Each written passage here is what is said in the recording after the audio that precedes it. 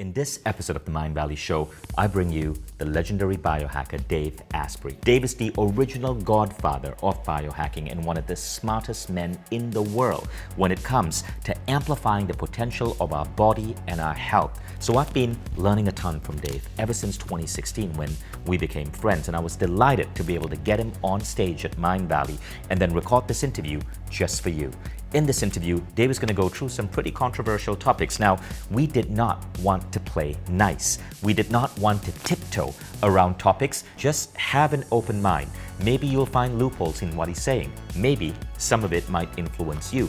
You're going to hear him also speak about other aspects of health that we can move towards so that we live our best lives and what we need to avoid. We'll be talking about why meat is so important and what men need to do to stay lean and fit. We'll explore new methodologies of reversing aging like full body stem cell treatments. We'll discuss, as Dave calls it, stem cells in your penis or vagina, or as medical doctors call it, the P shot or the O shot. And before we begin, I just want to let you know that Dave's new program, Smarter Not Harder, is now part of Mind Valley membership. So if you're a Mind Valley member, go and check it out. You're going to learn so much about how to optimize your health and how to live longer.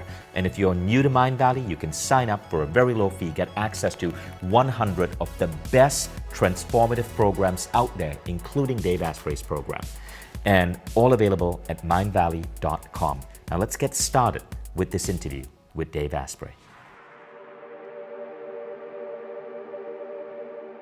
What I really want to talk about is Dave's most controversial ideas.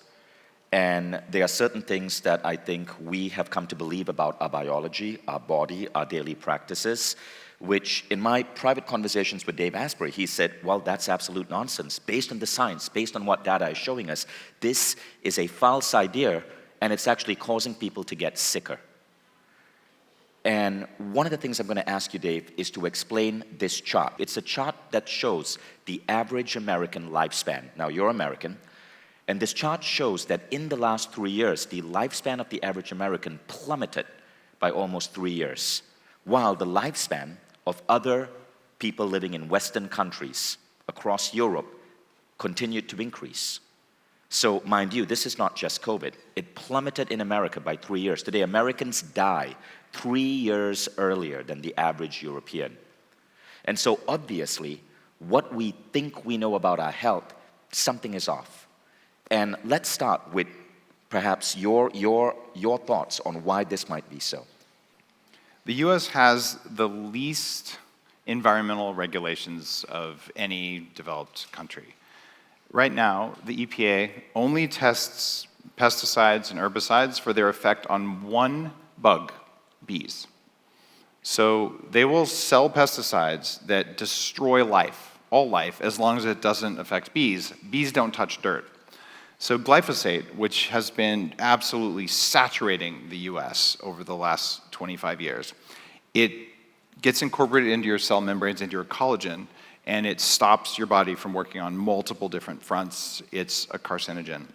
But at levels that are allowable in the US, actually 300 times below the allowable level, earthworms get seizures. So in the US, you are allowed to decimate life in order to grow crops more effectively to save money on weeding, because chemical companies have absolutely infiltrated the US government and made regulations that allow and sometimes even require absurd levels of chemicals. So Americans have a higher toxin burden than Europeans because European governments, by and large, have been protecting their citizens from glyphosate and other toxins. Another one, atrazine, that's allowed in the US but not in Europe, it makes frogs into hermaphrodites at levels that are allowable. I wouldn't drink American tap water if I were you. Now, do you see change happening here? In the US? Yeah, are there any talks at the government level about changing American policy and following more of the regulations that are established here in Europe? Well, in the US, the most important policies we have are that the drug companies need to make more money. And the drug companies and the chemical companies actually come from the same roots because the drugs are made out of chemicals and they have the same owners. So in the US, no. Right now, until we fix some structural problems in governance, I don't really see how the US is going to fix this. What they're doing is they're saying, worry about carbon capture. Meanwhile, we're going to saturate you with chemicals that mean you won't be alive or your kids won't be alive by the time carbon becomes a real problem. And then sell you the drugs to get rid of the diseases that America's awful food policy are actually putting in your body. Exactly. I'm not saying that carbon isn't an issue. In fact, I wrote the first $50,000 check into what became Elon Musk's $100 million X Prize for carbon capture. I know you're involved with the X Prize as well. Right. So I think it's an issue. That's just a 60 to 100-year issue. The chemical pollution is a much shorter term problem. It's literally killing us. It is literally killing us. And it's coming to Europe. The companies are infiltrating, they're doing treaties and things like that so that they can spray more and more of this, the stuff. You guys don't want it here in Europe. Right, and here's an example of how it's coming to Europe. So if you look at Brexit, right, one of the press articles I read from the pro-Brexit group was, Europe has to stop telling Brits how to classify their bananas, because Europe actually had really tight regulation, even on bananas. But there's a reason for this regulation. So the pro-Brexit crowd was saying these regulations are making it hard for farmers to grow crops. No, these regulations were ensuring that the crops that were being produced, which are not by Farmer Brown in a small little farm and his 5 pigs and his cow, but huge multinationals follow certain regulations so that poisons are not going in our body, right? So Britain, by removing itself from the EU, is actually about to make its people sicker, because EU regulation is really pro-consumer. It protects us. And so we got to watch out for this. One of so I know that as entrepreneurs, we often are anti-regulation, but there's regulation that's good and there's regulation that's bad. Like, for example, if you have a building and you got to meet the fire code so your employees are safe, that's good regulation. It keeps people safe. Before that, in cities like New York, a lot of people would die when a fire broke out because they couldn't get out of their building. So it's really important that we don't fall for the politicians who are saying, let's dismantle all regulation because these regulations keep us safe. Dave, I find, and I'm curious to know your thoughts on this, every time I go to America, I dread that experience because in 1 week, I put on a pound. I weigh myself every single day, and I find that if I spend 2 weeks in the United States, even if I'm eating the exact same foods I'm eating here in Europe, I put on a pound a week. When I come back to Europe, I immediately start shedding weight. Here in Europe, I drink very little. I eat a ton of bread. I love carbs. I love the pasta here. I do not put on weight. As soon as I set foot in any state in the United States, I start getting bloated. When you go to the US, almost all restaurants are buying from one single company called Sysco Foods, and they buy pretty much the same stuff. So you go to all these restaurants that have different flavors, but they're all selling you the same things. The US has allowed a huge number of artificial flavors, artificial colorings, and other compounds in foods that are illegal in Europe. So you think you're getting a French fry in the US, but it doesn't have the same ingredients, even say from McDonald's. The list of ingredients is entirely different. In Europe, it's going to have some kind of oil that's probably not good for you, and it's going to have some salt and some potatoes. And in the US, there's a huge long list of things, and they do that to drive costs down or to make it more addictive. So the reason is you think you're eating the same food, but you're not. There's a lot more chemicals in American food. On top of that, well, you are surrounded by pesticides and herbicides at much higher levels. The water quality in the US is lower. And what's going on there is you're not actually putting on a pound of fat, you're putting on a pound of inflammation. It's hard to put a pound of fat on in 1 week. You can do it, but it's really hard. So what's going on there is your cells, instead of turning that air and food into electricity and heat, they were turning it into inflammation. And then as soon as you came back here and you cleared the toxins, then you felt better. One of the reasons that I can live in the US and I can be as lean and fit as I am is that I upregulated all of my detox pathways so that I can handle the toxic environment that the government in the US created for us. So that's where I think we may disagree. I don't think the government in the US is creating this. I think it's voting behavior. Americans have this weird, crazy, irrational idea that government regulation is bad, that socialism is coming. Wait, hold on. And so... Did you still believe that voting makes a difference in the US? Yes, it does. I actually believe it does. Wow. It's very European of you, Vishen. Yeah. I actually sincerely believe that voting makes a difference. in the United States, right? In the United States, they are good politicians. And they are politicians like Trump who rail against government regulation. All I'm saying is this, we're not talking about the grand scheme of things, but when it comes to food, government regulation is important. Because if you do not have government regulation that's coming from intelligent people, who are governments who are consulting with intelligent experts like yourself, so that we can limit pesticides, we can limit some of the stuff that's making us sicker. If we take out that regulation, the big food companies, because of their algorithm, move downwards towards greater consumption but lower nutritional density. Vishen, I've had the opportunity when I was CEO of Bulletproof to meet with the CEOs of most of the big food companies, like Coca-Cola and Pepsi and Kraft and companies like that. And the questions are always the same, is how do we innovate? Because we have this problem. If we increase the cost of our product by half a cent, then our competitors will sell something slightly cheaper and Americans will buy that always. Right. That's because there's a lot of poverty in the US, way more than people recognize. We have good public relations in the US, but right now 50% of the population couldn't come up with $1,000 for an emergency. They just simply can't. They're all living right at the edge of poverty. And that's not a good situation because that's what drives poor quality in food. So the problem with regulation in the US though, Vishen, is that companies a long time ago realized that they could use regulation as a way of creating artificial barriers to entry. And they do it all the time. So when I was starting at Bulletproof, so I'm going to put normal ingredients on labels. Oh no. So you spend $250,000 later to make sure that you got all of the words right. That wasn't necessarily about safety. That was about creating barriers. And when you're doing something like buying a mattress in the US, a chemical company lobbied the state of California to require 6 pounds of flame retardant even in children's mattresses because children smoke in bed. And now they guarantee to market forever because once California mandates something, all the other states will follow it because manufacturers do that, and those disrupt our children's endocrine systems. And so the question is, who is to blame here? Is it the company or is it the government? I'd say it's America's insane lobbying. Lobbying is a major... Which is a form of corruption. It's a legalized form of corruption. It is. And that's where I'm just a bigger fan. And then we can move on to the next conversation because there's so much I want to ask you. But that's where I'm a bigger fan of European policy. Here in Estonia, I've had the benefit of meeting various people who work in the government. And I look at the policy that they are enacting. For example, in Estonia, 51% of the country is forested. Everything grown here is certified organic. All of this is law. American bread is not allowed in Europe because it's not legally classified as bread. I hate to break it to you, but if you live in the United States and you buy bread, it's not bread. It's a commercial, weird product that here in Europe, we cannot even consider food.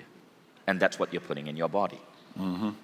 And this is where I think healthy government regulation can help. Okay, but let's go on to the next controversial topic. I want to find out, you mentioned earlier, that you detox your body. You basically make your body bulletproof, which is such an apt name if you live in America, by giving yourself the right nutritions so that your body can deal with all the toxins that enter your body.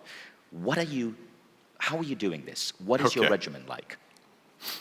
People like to say, well, I get all my nutrients from Mother Nature because they come in my food. Well, if you believe that, then you should also be getting your toxins only from Mother Nature. But the reality is we get all kinds of man-made stuff in, and our bodies didn't evolve to handle that. So there's 3 detox pathways in biohacking that I teach via something called the triple G.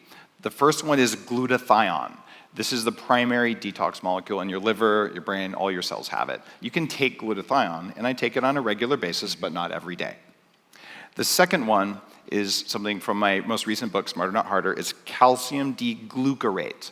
This is the second detox pathway in the liver that removes things like BPA. It removes things that get stuck in your liver, the estrogenic chemicals and excess estrogen from your environment. Or if you're in the US, there's actually estrogen from birth control pills in the tap water. So you want to be able to clean that stuff out quickly. So that's glutathione, glucarate, and the third one is glycine, which is an amino acid found in collagen, or you can take glycine directly. Now, all 3 of these things, glutathione, glucarate, and glycine, these are supplements we can buy in a cost-effective way on Amazon? You can buy on a cost-effective way. I don't know if you want to buy supplements on Amazon anymore because half of them seem to be counterfeit these days. If you can support a business by buying directly from the business's website, you're doing the world a favor. Thank you. And the race to the bottom for how much something costs is a race to the bottom for the quality of something. And if you've noticed that everything you buy on Amazon falls apart in 2 weeks, that's why. So I like to buy direct so you actually get the real product. I see. Is there a brand that you recommend that we look at? There are a variety of brands depending on what country you live in for those things. And it's hard to say one company always does things that are better than others. And it's also okay for you to mention your brand. Sure. So my brand is called Subgrade Labs. You can go to vitamindake, dake.com, and check it out. And I've got a couple of formulas that are very foundational, just to get your minerals back, to get your fat solubles back. And we can get that from Upgrade Labs. You can get that from Upgrade Labs. And Upgrade Labs is my biohacking franchise that's opening across the US. There are now 15 locations that are in the process of opening, and people are looking at dozens more. So you'll be able to biohack in your neighborhood, and we'll tell you exactly what supplements you need. That's amazing. That's amazing. So Dave's program on Mindvalley, for those of you who don't know, Dave has a biohacking quest now available in Mindvalley. That's where I learned about DAKE, really powerful stuff. Today I had a friend who caught a flu. And I actually, this morning, was preparing vitamin DAKE, which I learned from Dave, in little tea packets to give it to my friend.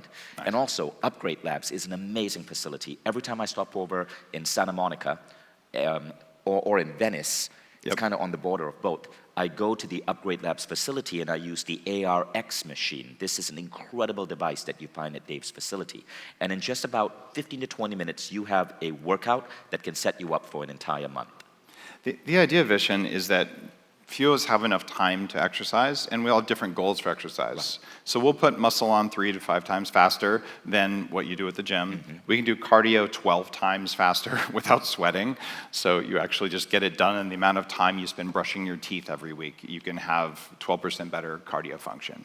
12% better cardio function. And how much time does that take at Upgrade It takes 15 minutes a week. 15 minutes, thank you. And we also added neurofeedback from 40 years of Zen, so you can get a little taste of the 40 years of Zen. So the idea is, look, if you have an hour to improve yourself, don't spend it on a treadmill. It's just a waste of time. Okay, so we got your detox supplement stack. Now, I want to ask you, in terms of performance enhancers, okay, what are the supplements that you take to enhance your performance? And what I'm curious about is, what does Dave Asprey take on a daily basis? Well, I just did a video on Instagram where I had 84 pills in my stack that morning. So, 84 pills a day? And that's just in the morning. There's probably another 40 or 50 in the evening. Wow, right? Hang on. You just blew my mind. You're taking 84 pills in the morning and 40 or 50 pills in the evening. Yep. Okay, now no normal human being is going to do that, okay? You're obviously meta-human. Why would anyone here want to be normal, which means average? I like that. So what I want you to do is to help our audience ease into that. I don't know if I can get our audience to take 120 pills a day, but what are the best, the most essential that you think they need to get started with? All right. Number one is vitamin Dake. I mentioned vitamindake.com. And this is all of the fat-soluble vitamins that you need. And the reason you take those is because that controls where minerals go into your body. And you couple it with Minerals 101, which is on the same website. And Minerals 101 is broad-spectrum macro minerals. Because right now, when you eat the plant-based foods, or even the organic foods, even animal-based foods, our soil is depleted. Your body makes enzymes with minerals. You die without minerals, and we're all running on a very, very low level of minerals. You get the minerals back, and you get the fat solubles back, and suddenly your ability to do everything in your life, whether it's start a company, meditate, exercise, sleep, they all improve. Even your ability to make testosterone improves. So DAKE, vitamin Dake. And then the second one was? Minerals 101, which Minerals is broad 101. spectrum And minerals. this is something we get from where? You can get it at the same website. Minerals 101 is on the Vitamin Dake website. And the third one is Danger And the Vitamin Coffee. Dake, that website is? That is vitamindake, DAKE.com. Vitamindake, DAKE.com. Yep. Okay, is that one of your brands? Yeah, it's one of my brands. Fantastic. I make those. Yep. And then the trace minerals are built into Danger Coffee. So when you drink your coffee, you're replenishing minerals. But when you eat oat milk, you're taking them out. So what you want to do is realize, oh, every time I have a seed or a grain or a nut, I'm depleting minerals. And every time I add minerals in with animal proteins, or in this case, these are plant-based ionic minerals that are in the coffee. So danger coffee, it's called danger coffee because who knows what you might do. Beautiful. So Dave, would you mind doing me a favor? So for the people who might be watching this on YouTube, could you show your abs publicly again? All right. Also as a treat to the people in the audience who maybe want to see that. All right. Would you mind? Sure. Just lift So that up. number one, I didn't do sit-ups before. This is Right. not staged. Number two, I used to weigh 300 pounds. Okay, so these are my abs right now, Right. without any planning. I've been in Europe for a couple of days, and as a former fat guy, I don't know. I think I'm doing all right. I exercise 20 minutes a week at Upgrade Labs, though. So You exercise 20 minutes a week. yeah. Okay, so this is unconventional, right? The guy, how old are you, Dave? Are you able to share? Well, my biological age says that I'm about 39. Okay. And my chronological age says 50. So I'm identifying as my biological age. That's beautiful. Beautiful. Okay, so Dave is 50, but his actual age biologically is 39. Now, I'm 47. I'm 47 and a half, so I'm about 2.5 years younger than you. And actually, I want to confess, I got to know Dave, I can't remember who introduced us, but I got to know Dave in 2015. And I started being introduced to biohacking through this man. And if you look at pictures of me, 2015, and pictures of me today, I've actually been able to reverse aging Yeah, considerably. you're leaner and younger. Significantly. Like I've went from 22% body fat to 15% body fat. And that was through a combination of different things. WildFit was one, but also 10X. And 10X was heavily influenced by things I learned from Dave Asprey. But there were other things that I learned from Dave, which was really interesting and unconventional. For example, the power of forgiveness as a tool to shift your biology. And we'll talk more on that later. Sure. But what I want to ask you now is how is it, as a 50-year-old, you're able to stay so lean and so fit? What are some of the practices you do? Because what's surprising about your body composition is that A, you used to weigh 300 pounds, right? Yeah. What do you weigh right now? I weigh about 197 pounds. Okay, so that's 103 pounds that you've taken off your system and kept off. The second thing that's unusual about you is that you are in your 50s and you live in the United States. Yep. I'm in the 1%. You're in the 1%. What are some, and the third thing actually is that you only exercise 20 minutes a week. Yep. Okay, now the 20 minutes of exercise, let's start with that. What exact form of exercise are you doing? I'm doing the things we have at Upgrade Labs. So these are AI-driven exercise things. If I'm going to do cardio, I've got a heart rate monitor on, and it's varying the resistance based on my heart rate and my capabilities at the time. And that drives change very quickly.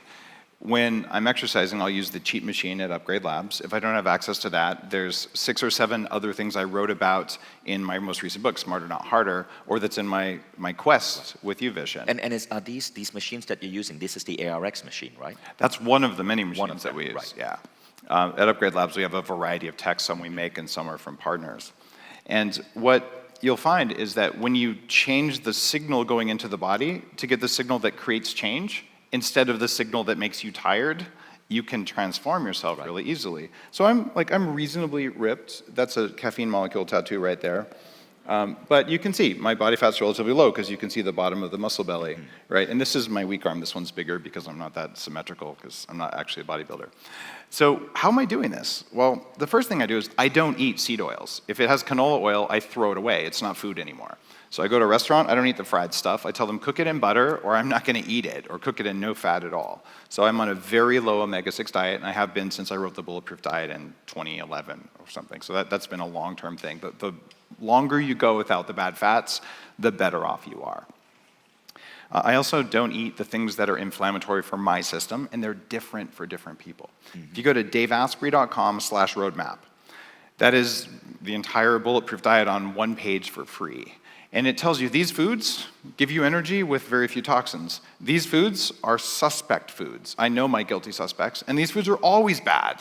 So you avoid the always bads. You eat the suspect foods that work for you. So you might be totally fine on bell peppers. For me, I get arthritis when I eat them, and I get swollen from it, so I don't eat those. They're just not compatible with my system. They're not good or bad. And so a lot of people think, well, that's good for you, always. That's rarely the case, except we need more protein, more quality animal protein than we're getting. And the amount of protein that we eat has gone down and down and down.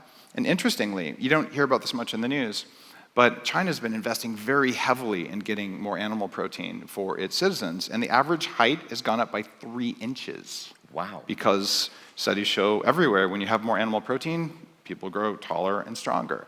So I eat a gram of high-quality animal protein per pound of body weight. So I get about 200 grams of protein a day. That's hard to do, but it means when I go out, people have gone out with me here, I'll say, I'll take 2 of the steak, those little tiny steaks. So let's do some math there, okay? So people can put this in perspective. An average egg contains 12 grams of protein. You're taking 200, so that's the equivalent of 17 eggs a day. Yep. And eggs aren't that bioavailable, but if you take enzymes with them, that'll work. Right. Eggs are good for you unless you're allergic. They're a common allergen. Right. So let's break that down. What are some of the things you're eating a day to get that amount of protein? Steak. Steak. Okay. Steak? What else? Are you just stuffing yourself with steak? Fish. I'll eat wild-caught fish. Steak, lamb. Okay, amazing. Yeah, I don't do eggs because I'm allergic to eggs. Oh, I see. When I did my before carnivore had a name, when I was testing out the edges of the bulletproof diet, I did about 3 months of absolutely 0 carbs. Right. And during that time, I gave myself leaky gut, and I got to be allergic to eggs. So this is a common thing when people go carnivore for long periods of time. Or if you go vegan, you'll also tend to get a lot more autoimmunity from the plant. So it's okay to go carnivore for a week or 2, but then you need to take a break, rebuild your gut lining. Right, right. Yeah. So we don't destroy the biodiversity of our gut bacteria. So how much protein per body fat did you say you need to take? 1 gram per pound of body fat? 1 gram per pound. Okay. And if you do that... And that's even if you're not doing weight training? Even if you're not doing weight training, you might get down to 0.8. Okay. But honestly, just try it. And if you do that, you want to take some digestive enzymes too to make sure that you don't have fermenting protein in your gut. But this will completely turn off hunger, and you have this resilience and this energy that you wouldn't believe. But if you wrap it with canola oil and all those other things, rapeseed oil and soybean oil and all, it doesn't work nearly as well. And now science is showing that if you take more protein, your body actually increases its metabolic rate. So even though you're eating more, you're actually burning off more fat. I think that definitely works because few people have this level of around 8% body fat, especially with 20 minutes of exercise. Granted, my exercise is hacked and my diet's hacked, but Very true. So let's talk about the exercise, the ARX machine. So I don't know the other machines. When I go to upgrade, I always use the ARX machines. It's based on the Big 5 exercise routine, popularized by Dr. Doug McGuff in the book Body by Science. Yep. The exact same philosophy is in Mind Valley's 10X. So if you have an Upgrade Labs close by, definitely use it. When I stay in Santa Monica, I choose Airbnbs close to Upgrade Labs because that's how much I love that place, right? So, and then I go to Dave's Upgrade Coffee because it's just a great place to work. You meet a lot of Mind Valley people there. You meet a lot of biohackers there. Every time I sit there, I just bump into people I know who have a common interest. So remember Upgrade Labs, and I'm so excited that you're expanding this. Now, you also, one other thing, ownandupgradelabs.com. If you want to be a franchisee, people can become an entrepreneur that way. That's great. Which is really fun. So ownandupgradelabs.com if you're interested. I'd love to work with you. And if you can't find an Upgrade Labs where you are, you can do Mind Valley's 10X. Same exercises, but we teach you how to do it in a regular gym or at home just using body weight. But the philosophy is the same. The science is the same. It's both derived from the same set of scientific studies. And Dave and I influenced each other in terms of designing these respective exercise programs. With 10X, it's roughly 30 to 40 minutes a week. If you use Dave's machines, then it goes down to 20 minutes a week. Now, Dave, next question, carbs. How much carbs do you take? Like, what are the things that regular people enjoy that you are also able to enjoy? Like, can you take pizza? Can you enjoy pasta? I don't handle gluten well. Some people do, some people don't. And it turns out in Europe, you use soft wheat, which is much less aggressive than American hard wheat, especially when you coat American hard wheat with glyphosate. So when I'm in Europe, I'll have an occasional gluten-containing thing with some enzymes, but if I do it regularly, it really does wreck me. So you just have to know what's compatible with you and what isn't. I see. So for me, with my immune system, my genetic background, that's off my regular diet. But I am not a zero-carb guy, and I'm one of the people who heavily influence the keto movement because I talked about cyclical ketosis as a tool for losing weight and making your brain work really well, and intermittent fasting in the very early days of it becoming a thing. But people get stuck on that. Yeah. So I've always said have carbs. And you can go for 3 or 4 days if you're doing a keto phase, and then have some carbs, at least once a week, sometimes twice a week. And the idea is to keep the body so you can burn carbs, you can burn fat, you can be metabolically flexible. So I eat carbs most days. For me, I like white rice the most because it has the least toxins and it digests really well when it's cooked properly. I don't mind honey. I'll eat 1 or 2 pieces of fruit. But other than that, those are kind of my carbs. Right. If you're not sensitive to potatoes, roughly a third of people are sensitive to potatoes. If you're not, they're a great source of starch and carbs. And there was a recent study on rice that if you cook white rice, and what was it? Was it Coconut oil? coconut oil? Yeah. It reduces its calorie count by 70% because of the way the coconut oil changes the structure of the rice grains. More of it passes through your gut, but you get the fiber and the carbs that are actually healthy for you. And a lot of people don't know this, but when you eat those prebiotic fibers, which is what happens when you cook rice that way, your gut bacteria will turn it into saturated fats called butyric acid and propionic acid. So people say gorillas are so strong. Gorillas have this giant gut that ferments the plants into fats that make gorillas look that way. We don't have guts that can do that, but we can with some prebiotic fiber, we can do some of that, and that's why you feel good when you get that. So sushi rice without sugar in it is actually better for you than hot rice. I see. Now, you mentioned cyclical keto. Keto, by the way, being on keto nonstop, which some people do, can actually wreck your body. There was a survey done of 36 diets and its efficacy, and keto was 35 out of 36 in terms of how effective it was. It was one of the least effective diets, but you mentioned cyclical keto. Yep. Cyclical keto is the basis of Mindvalley's WildFit. It's the same thing, except that WildFit goes also into like behavioral modification, but I want you to define cyclical keto. What that means is you go into ketosis, you stay in there for a day or two, and then you come out, and you go back in. And the trick is, for a lot of people, wheat is addictive. So for me, when I eat it, in addition to inflammation, it turns into something called gluteomorphin. And it hits my opiate receptors in my brain, and the next day after I have bread, I'm like, man, I really want bread. And after 4 days of bread, I'm like, bring me the bread, right? So if it has that effect on you, that's not what you would do as your carb because it would be very hard to do it. So you find carbs that don't give you cravings. And I find honey, coconut water, some fruit, but you don't go crazy on fruit because if you get more than about 25 grams of fructose a day, it does cause aging by something called advanced glycation end products. I see, that's an important thing. Yeah. Now, going back to protein a little, do you ever take protein shakes, protein powders, protein bars? Oh, absolutely. I invented the collagen protein bar, so I'm a fan of collagen in particular, which is an animal-based protein. Okay, so let's talk about collagen, because both you and the supplement scientist at Mindvalley works with, Sean Wells, have been raving about collagen. Tell us why it's important. Well, in the early days of biohacking, no one talked about collagen. It was an unheard of supplement, and I turned it into a $1 billion industry category because collagen is a third of the protein in your body. You really need collagen to have healthy skin, to have healthy joints.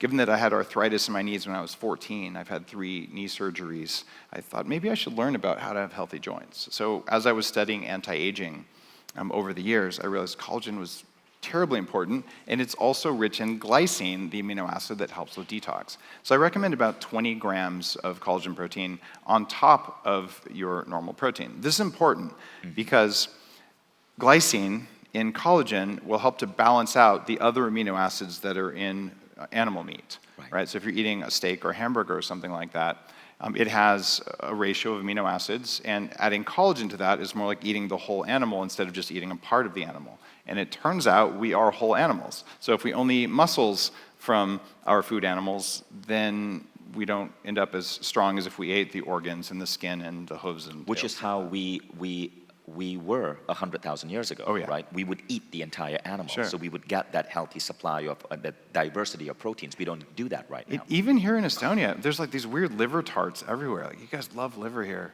Yeah. Liver's gross. It's disgusting.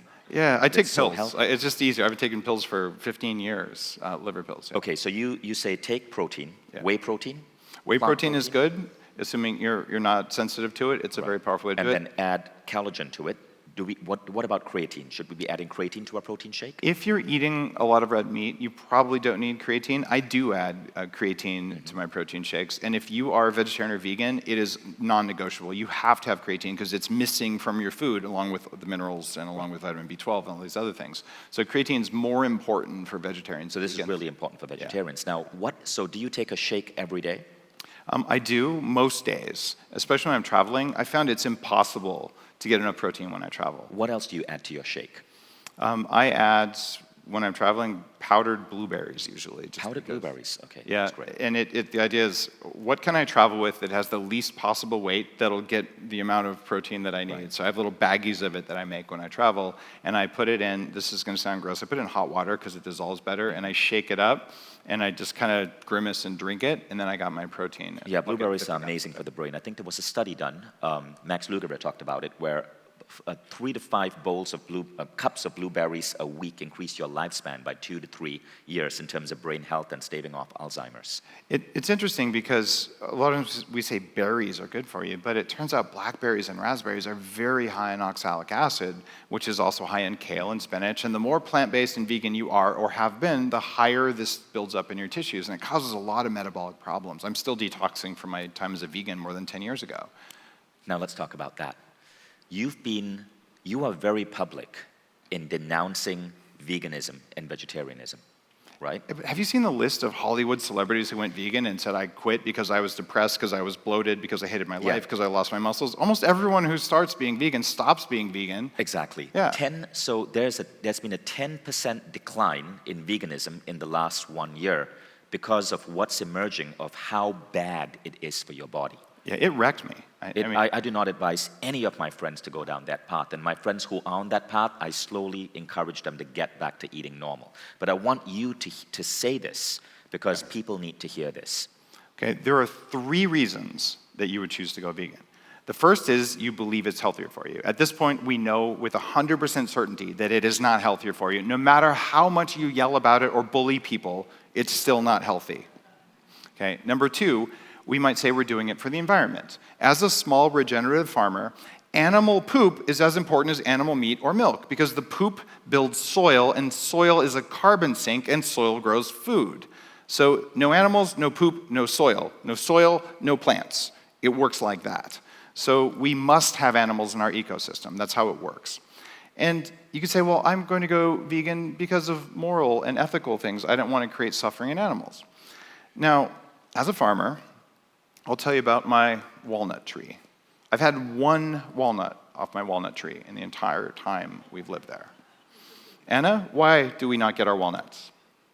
Could we get a mic to Anna, please? Anna's my daughter. She's turn around, Anna, there you go. Everything eats the walnuts. That's There right. are squirrels running around, there's ravens, bugs, pretty much everything just wants to eat the walnuts. They grab most of them off the tree before they even get ripe. I remember once we decided, it might be nice to actually get to try a couple of the walnuts this year. So we tied some wax paper over 2 of them, just hoping maybe things won't get at them that way. Next morning, the walnuts were gone and the wax paper was in a neat pile on the ground. So, if I was a walnut farmer, I would go in kill mode, and I'd put up traps and poison, and I would shoot the squirrels. That's what walnut farmers do. So the deaths per calorie from plant foods involves all of the animals that were killed to stop them from eating your wheat, your corn, your soy, your avocados. So if you want the lowest deaths per calorie, it is grass-fed bison, followed by grass-fed cows. And the reason for that is that you can eat a whole bison for 2 years and have a pound of meat a day. And that's high nutritious, high mineral, good quality food. And that bison or that cow, if it's grass-fed, walked on land that was still natural land, which means it increased biodiversity. And instead, we could take that land and we could kill everything, plow everything under, add some chemical fertilizer, and we could turn it into corn. I'd rather eat the bison than corn on the cob. Yep. It's significantly healthier for you, significantly healthier for the environment. The Estonian side of my family are regenerative farmers. We have a regenerative farm.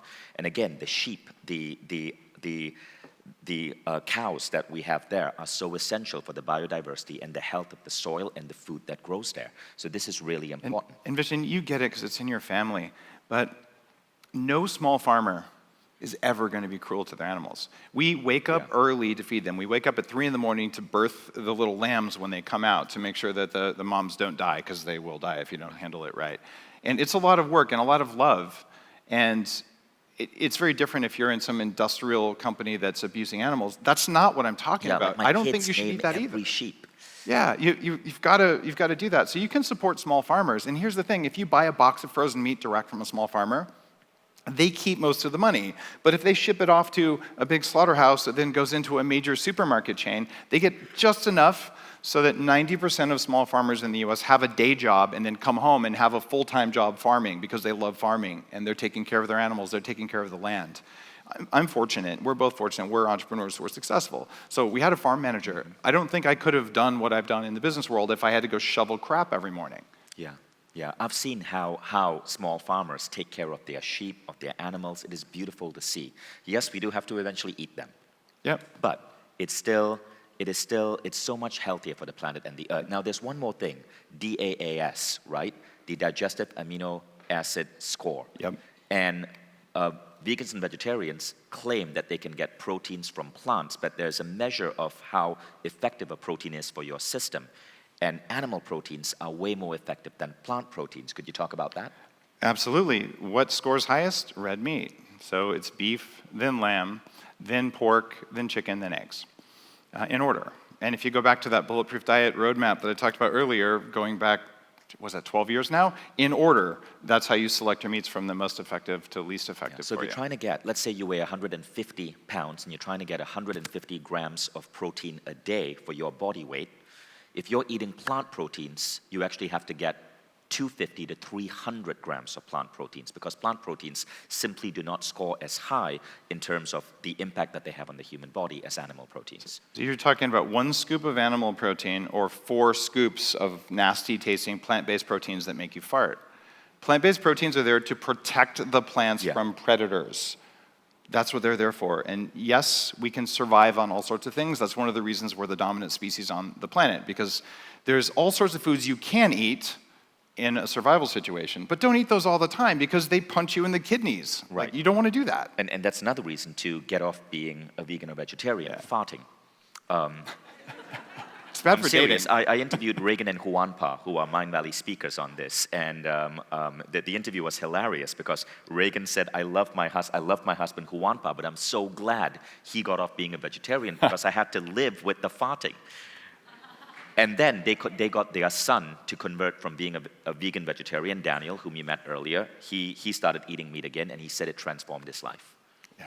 We have a really serious problem as a species. And my first book, a lot of people haven't heard of it, it's called The Better Baby Book. And it's about what you do for fertility to have the healthiest baby possible. And I wrote it because it took 5 years of research in order to have my kids, because my wife at the time was infertile.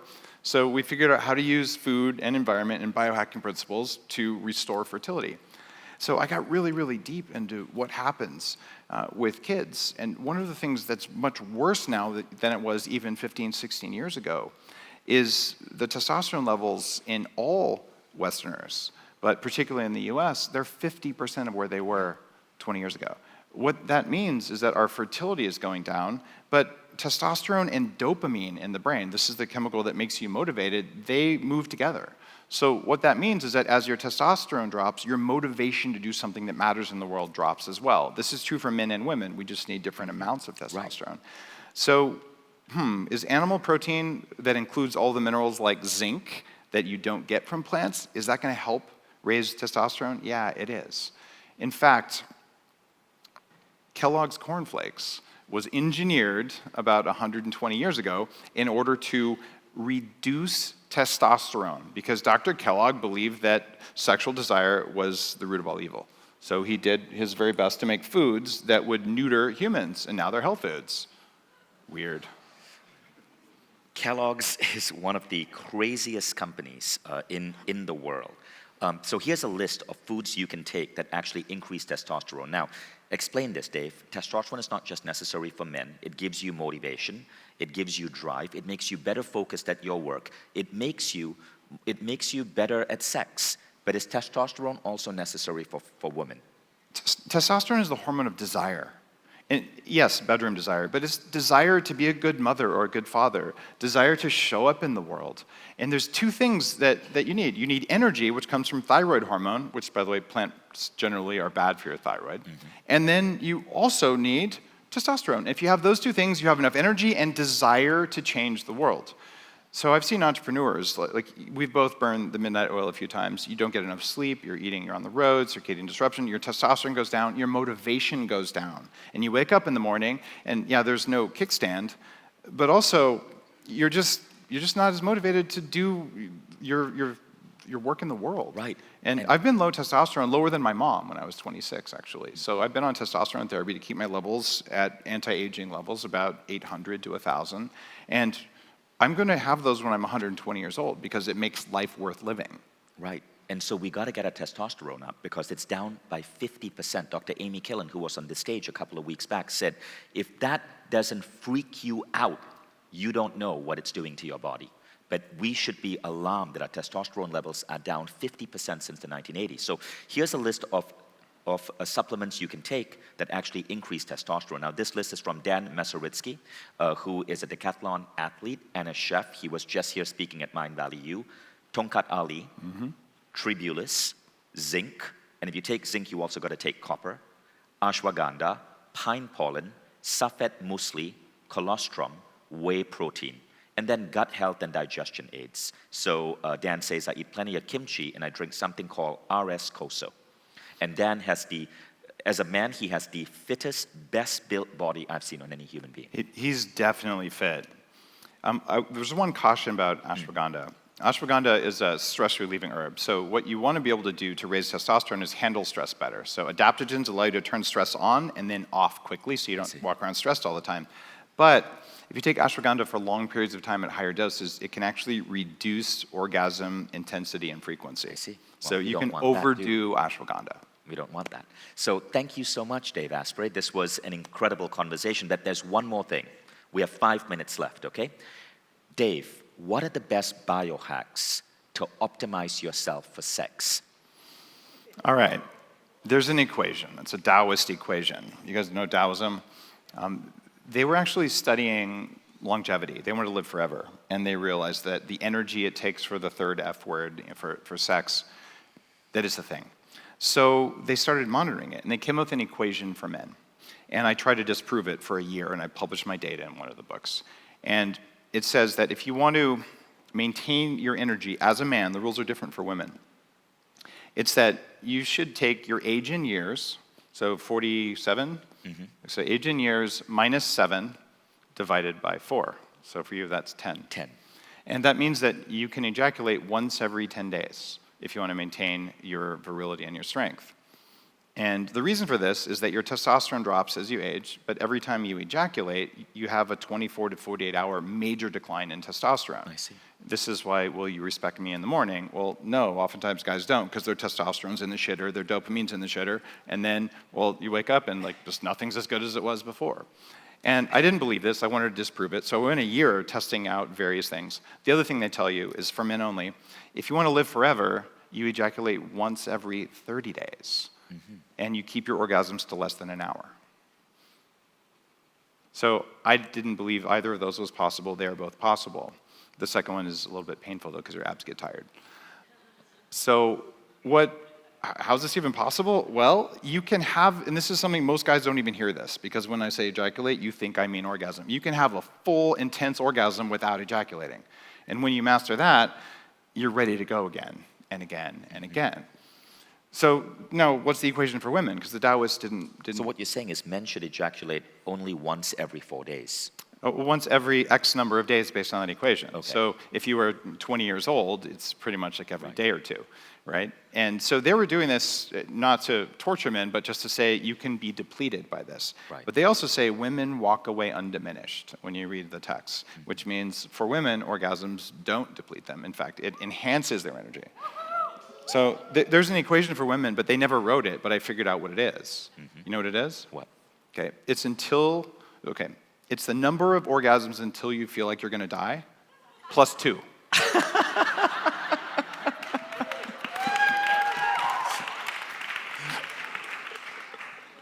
I love that. What else? Dave, you can share. Feel free to get freaky on us. I know some of the stuff you've done to your dick. All right.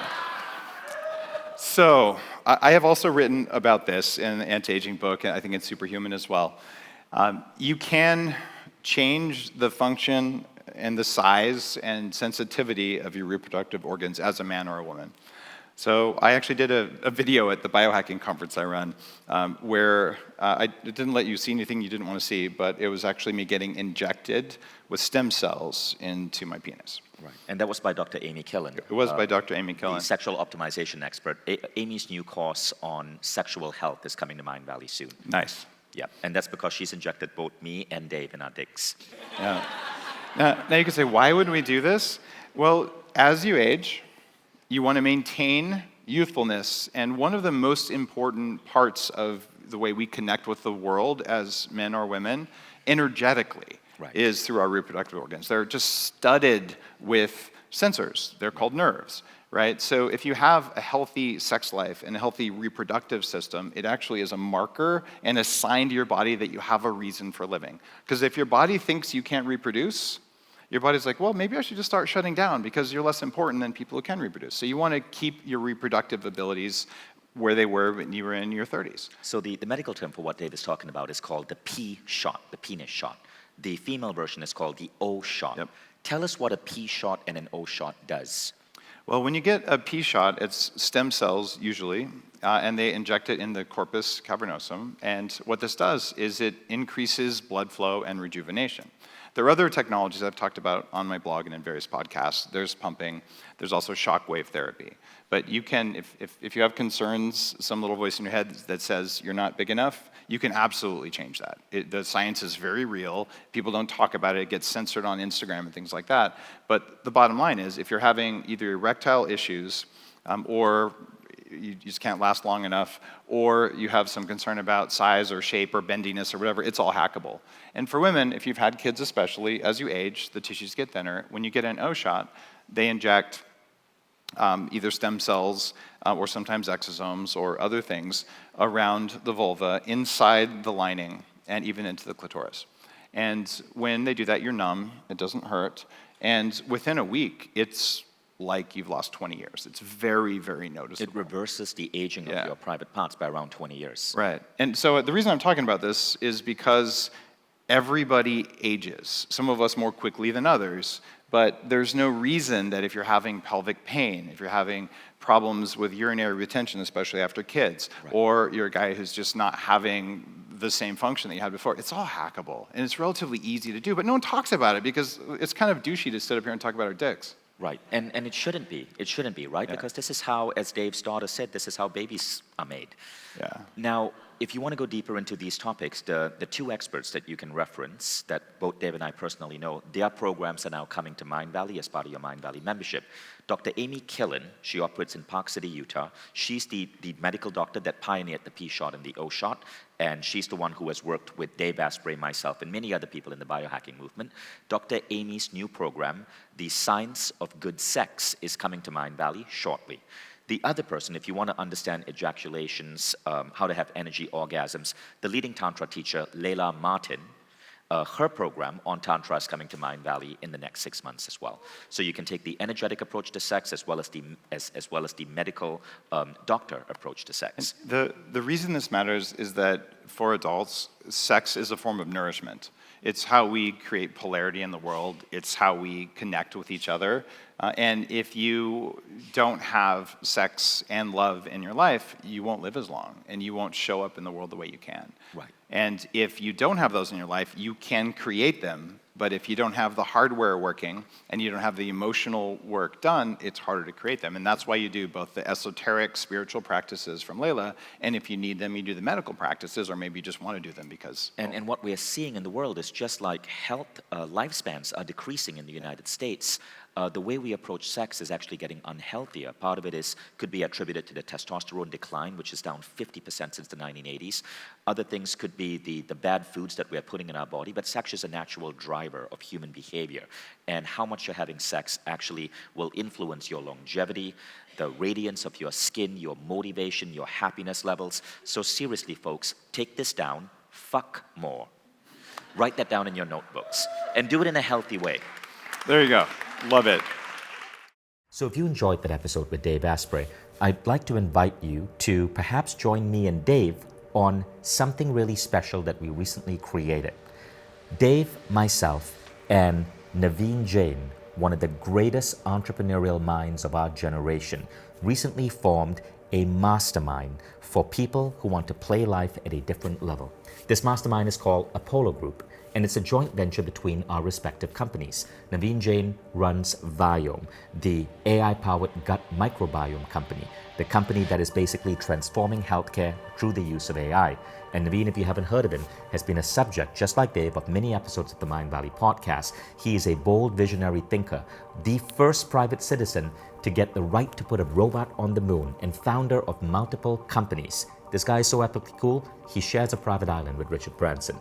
So Naveen, Dave Asprey, and myself came together to create Apollo Group. And Apollo Group is basically a business and life mastermind for people who want to master the following things: wealth and business growth. And who better to teach you than Naveen? Second, biohacking, longevity, and health. Who better than Dave Asprey? And the third, mindset, spiritual practices, habits, so that you can master your life as you master your bank account and grow your business. And that's where I come in. So the Apollo Group is a really interesting project. I'm really excited about it. It started out with me, Dave, and Naveen hanging out and helping each other grow. And then we thought, wouldn't it be cool if we opened this up to other entrepreneurs? And so it's a group. It's just kicking off. Our first big trip is going to be happening in February 2024. And not only are we connected on WhatsApp and on Zoom, but we go on 2 trips together. Yes, I'm talking about going to exotic locations, spending time together, really getting to connect. Needless to say, this group is a high-end premium mastermind. And if you've been looking for a really high-level group that you could be part of, right, with incredible people who are running businesses that are going to be in the hundreds of millions, if not billions, but people who are not just about growing their business, but improving every aspect of their life, this is for you. Not only do you get mentored by me, Naveen, and Dave, but you form really tight bonds with the other members of the group. The link is below this video in the description. Go ahead and check it out. Simply put in your email address, watch the video, and if you decide you want to apply, at the end of the video, we give you information on how to put in an application. So I look forward to seeing you there in Apollo if this is something for you, and I hope you enjoyed this episode of the Mind Valley podcast. This is Vishen Lakhiani, and I'll see you on our next episode.